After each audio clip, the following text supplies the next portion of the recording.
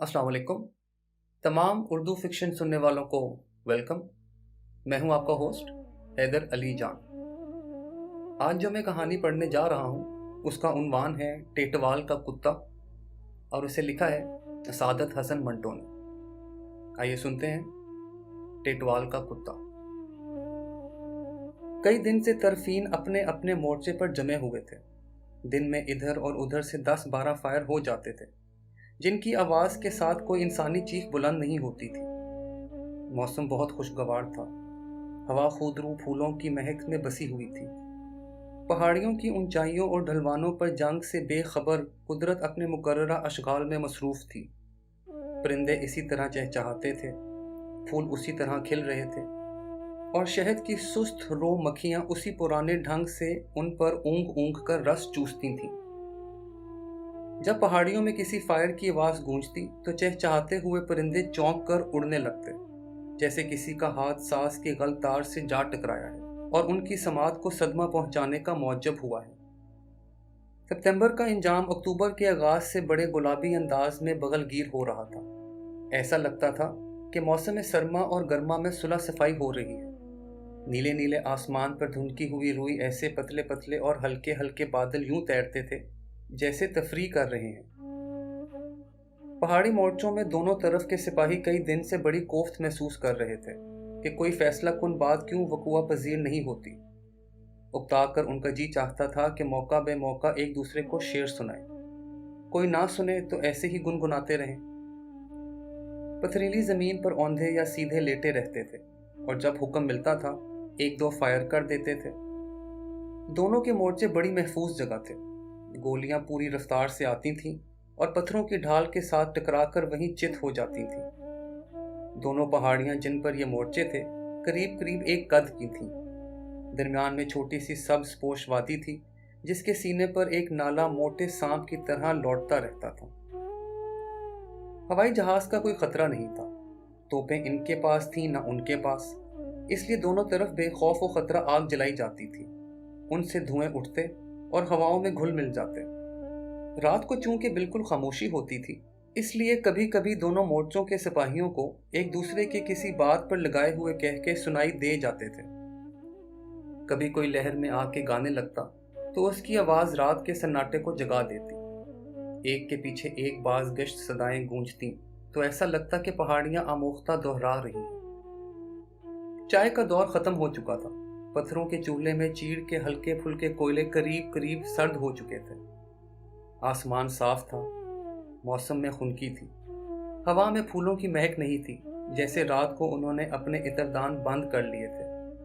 अलबत्ता चीड़ के पसीने यानी बरूजे की बू थी, मगर यह भी कुछ नागवार नहीं थी।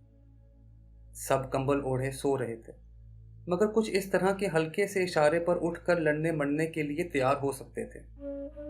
जमादार हरनाम सिंह खुद पहरे पर था। उसकी रास्कूब घड़ी में 2 बजे तो उसने गंडा सिंह को जगाया और पहरे पर मुतय्यन कर दिया। उसका जी चाहता था कि सो जाए, पर जब लेटा तो आंखों से नींद को इतना दूर पाया जितने कि आसमान के सितारे थे।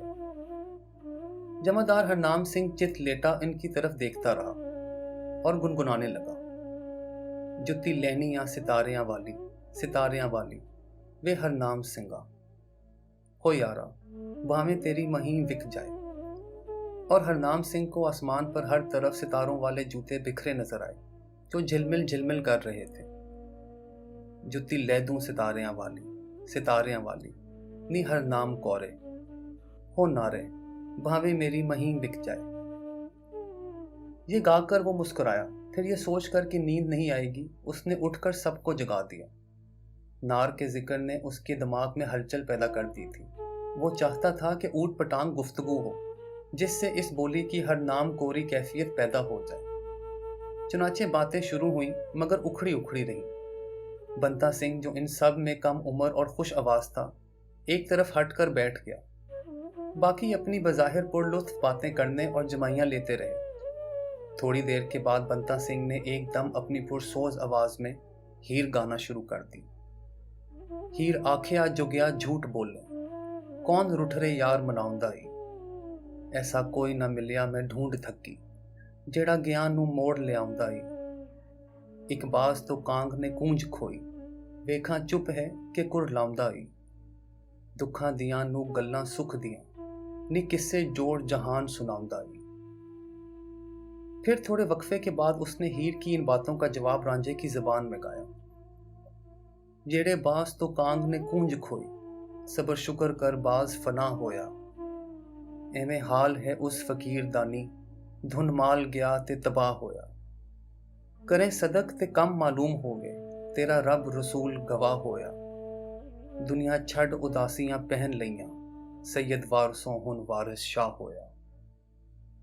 बंता सिंह ने जिस तरह एकदम गाना शुरू किया था, उसी तरह वो एकदम खामोश हो गया। ऐसा मालूम होता था कि खाकस्तरी पहाड़ियों ने भी उदासियां पहन ली हैं। जमादार हरनाम सिंह ने थोड़ी देर के बाद किसी गैर मरई चीज को मोटी सी गाली दी और लेट गया। दफातन रात के आखिरी पहर की इस उदास फिजा में कुत्ते के भौंकने की आवाज गूंजी। सब चौंक पड़े। आवाज करीब से आई थी। सूबेदार हरनाम सिंह ने बैठकर कहा, ये कहां से आ गया भौंकू।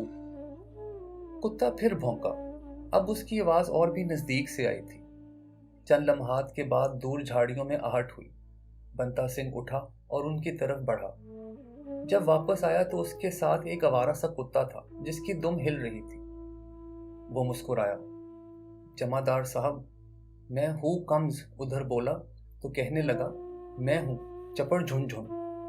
सब हंसने लगे। जमादार हरनाम सिंह ने कुत्ते को पिचकारा, इधर आ चपड़ झुनझुन। कुत्ता दुम हिलाता हरनाम सिंह के पास चला गया और ये समझकर कि शायद कोई खाने की चीज फेंकी गई है, जमीन के पत्थर सूंघने लगा। जमादार हरनाम सिंह ने थैला खोलकर एक बिस्किट निकाला और उसकी तरफ फेंका। कुत्ते ने इसे सूंघ कर मुंह खोला, लेकिन हरनाम सिंह ने लपक कर उसे उठा लिया। ठहर, कहीं पाकिस्तानी तो नहीं? सब हंसने लगे। सरदार बंता सिंह ने आगे बढ़कर कुत्ते की पीठ पर हाथ फेरा और जमादार हरनाम सिंह से कहा, नहीं जमादार साहब, चपड़ झुनझुन हिंदुस्तानी है। जमादार हरनाम सिंह हंसा और कुत्ते से मुखातिब हुआ, निशानी दिखाओ। कुत्ता दुम हिलाने लगा।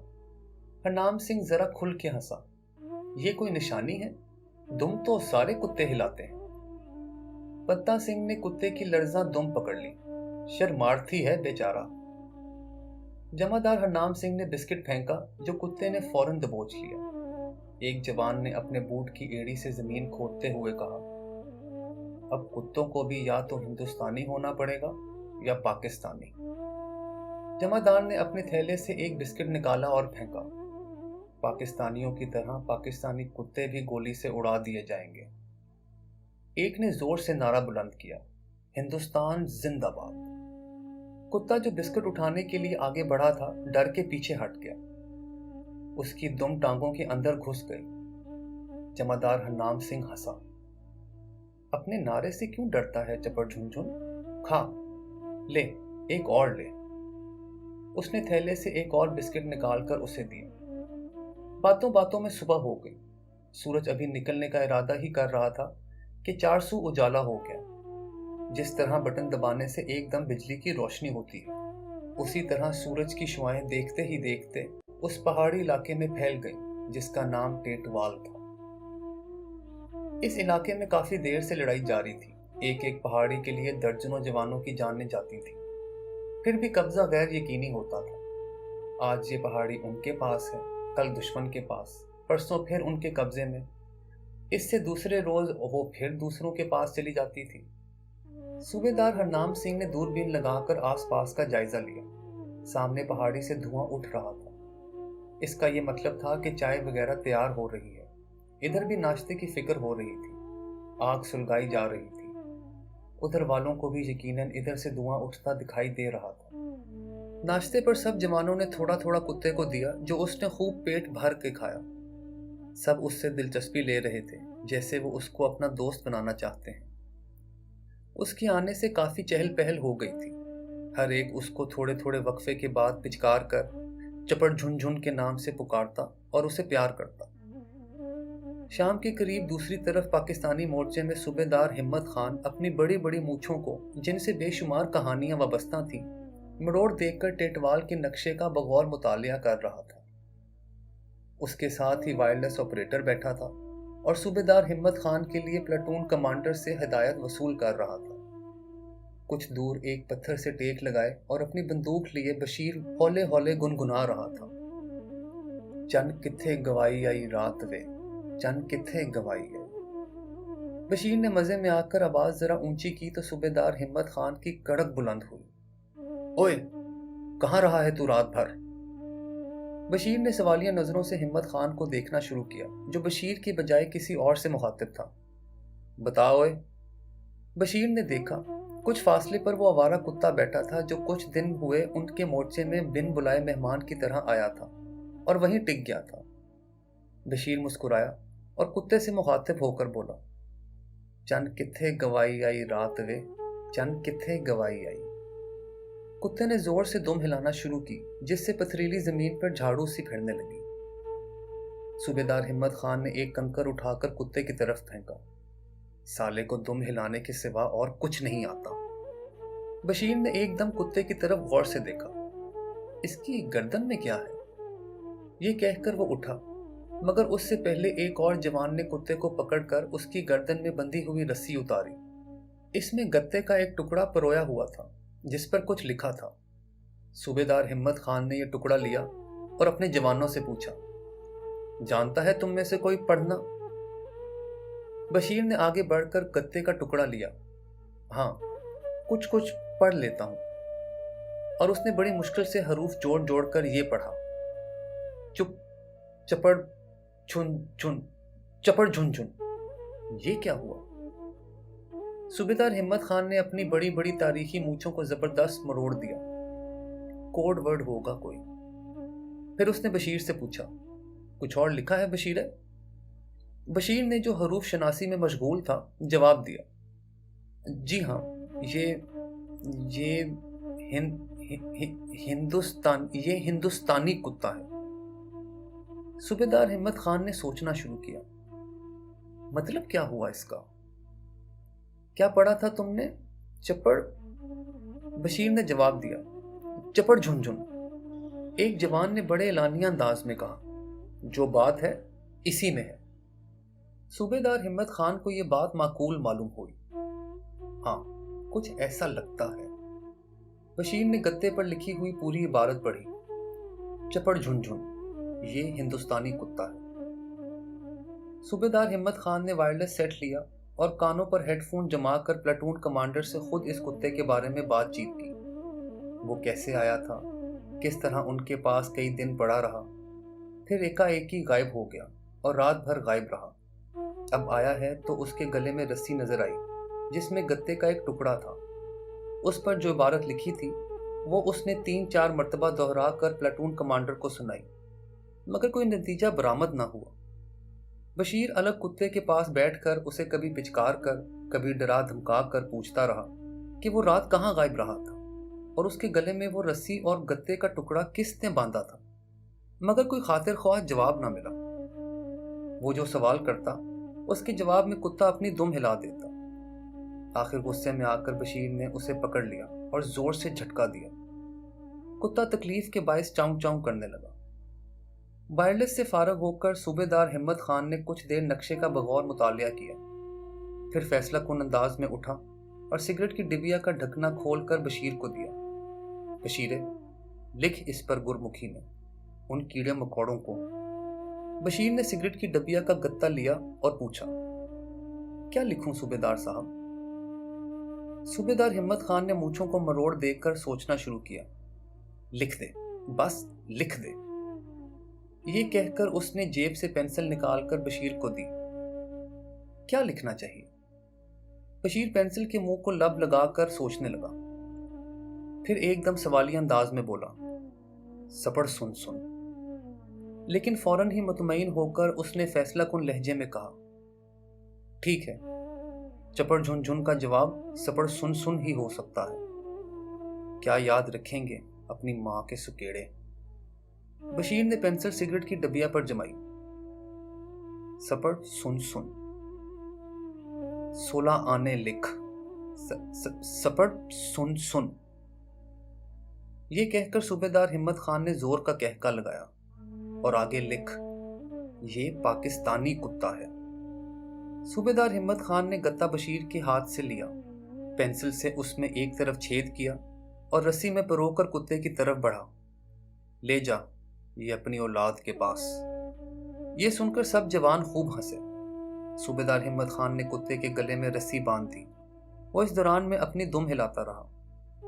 اس کے بعد صوبیدار نے اسے کچھ کھانے کو دیا اور بڑے ناسہانہ انداز میں کہا، دیکھو دوست، غداری مت کرنا، یاد رکھو غداری کی سزا موت ہوتی ہے۔ کتا دم ہلاتا رہا۔ جب وہ اچھی طرح کھا چکا تو صوبیدار ہمت خان نے رسی سے پکڑ کر اس کا رخ پہاڑی کی اکلوتی پگڈنڈی کی طرف پھیرا اور کہا، جاؤ ہمارا خط دشمنوں تک پہنچا دو، مگر دیکھو واپس آ جانا، یہ تمہارے آفیسر کا حکم ہے، سمجھے؟ کتے نے اپنی دم ہلائی اور آہستہ آہستہ پگڈنڈی پر جو بل کھاتی ہوئی نیچے پہاڑی کے دامن میں جاتی تھی چلنے لگا۔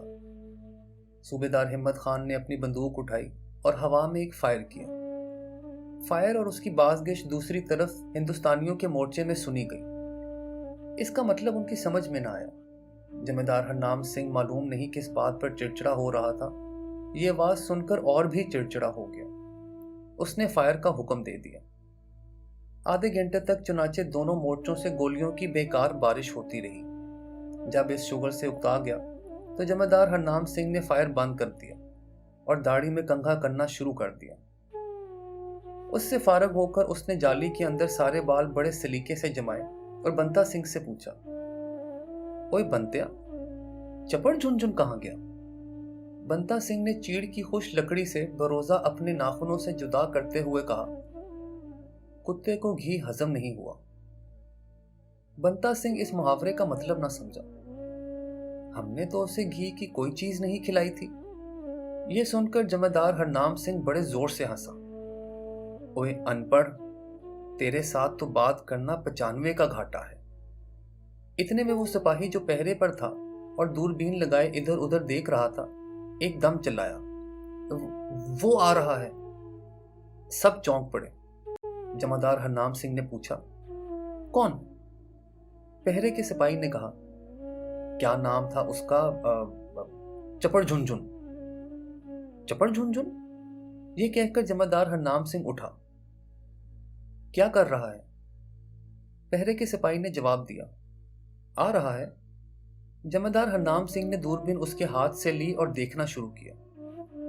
ادھر ہی آ رہا ہے، رسی بندھی ہوئی ہے گلے میں، لیکن یہ تو ادھر سے آ رہا ہے، دشمن کے مورچے سے۔ یہ کہہ کر اس نے کتے کی ماں کو بہت بڑی گالی دی۔ اس کے بعد اس نے بندوق اٹھائی اور شست باندھ کر فائر کیا۔ نشانہ چوک گیا۔ گولی کتے سے کچھ فاصلے پر پتھروں کی کرچیں اڑاتی زمین میں دفن ہو گئی۔ وہ سہم کر رک گیا۔ دوسرے مورچے میں صوبیدار ہمت خان نے دوربین میں سے دیکھا کہ کتا پگڈنڈی پر کھڑا ہے۔ ایک اور فائر ہوا تو وہ دم دبا کر الٹی طرف بھاگا، صوبیدار ہمت خان کے مورچے کی طرف۔ وہ زور سے پکارا، بہادر ڈرا نہیں کرتے، چل واپس۔ اور اس نے ڈرانے کے لیے ایک فائر کیا۔ کتا رک گیا۔ ادھر سے جمیندار ہرنام سنگھ نے بندوق چلائی۔ گولی کتے کے کان سے سنسناتی ہوئی گزر گئی۔ اس نے اچھل کر زور زور سے دونوں کان پھڑپڑانے شروع کیے۔ ادھر سے صوبیدار ہمت خان نے دوسرا فائر کیا جو اس کے اگلے پنجے کے پاس پتھروں میں پیوست ہو گیا۔ بکھلا کر کبھی وہ ادھر دوڑا کبھی ادھر۔ اس کی اس بکھلاہٹ سے ہمت خان اور ہرنام دونوں بہت مسرور ہوئے اور خوب کہکہے لگاتے رہے۔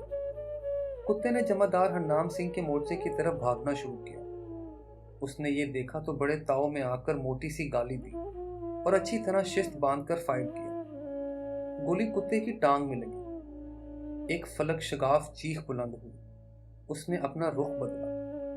لنگڑا لنگڑا کر صوبیدار ہمت خان کے مورچے کی طرف دوڑنے لگا تو ادھر سے بھی فائر ہوا، مگر وہ صرف ڈرانے کے لیے کیا گیا تھا۔